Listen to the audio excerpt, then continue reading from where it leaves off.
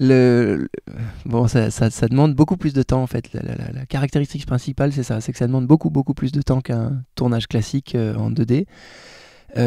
Pour la simple et bonne raison qu'en plus d'avoir les réglages habituels qu'on a à faire sur une caméra, on rajoute deux nouveaux réglages qui sont de savoir quel espace on met entre les deux caméras.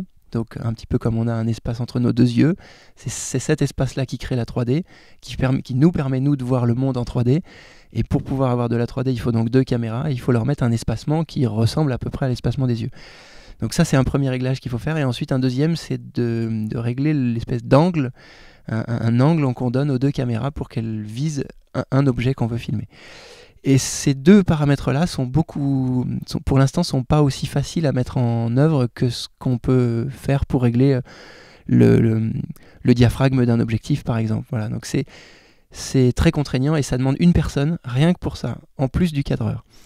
Donc ça veut dire qu'on a un cadreur qui porte les deux caméras, qu'on a un gars qui gère ces deux réglages-là, qui s'appelle un stéréographe, que derrière, comme on est parti avec des très grosses caméras, il y a des systèmes d'enregistrement qui sont aussi très gros et très volumineux. Donc il faut quelqu'un qui porte uniquement l'enregistreur, et donc qui est relié aux caméras, et ensuite quelqu'un d'autre qui porte uniquement les batteries, parce que c'est très gourmand, c'est très vorace en énergie. Donc on se retrouve avec 4 personnes, plus le preneur de son, en permanence autour de nous, ce qui demande forcément beaucoup plus de temps de préparation, parce que tout le monde doit être calé au bon endroit, voilà. Et la contrainte, c'est qu'évidemment on ne réagit pas aussi vite à tout ce qui peut se passer.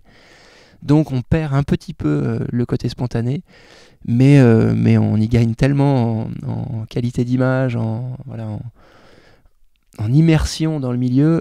Moi j'ai eu la chance de voir ces images déjà, et très franchement, moi j'ai pas vu Avatar, j'ai même pas eu la chance de voir Avatar, je n'ai jamais rien vu en film 3D, et quand j'ai vu ces images-là où on se promène dans la forêt, on a vraiment l'impression d'être à la place du scientifique, de pouvoir prendre l'animal sur soi, etc. C'est exceptionnel.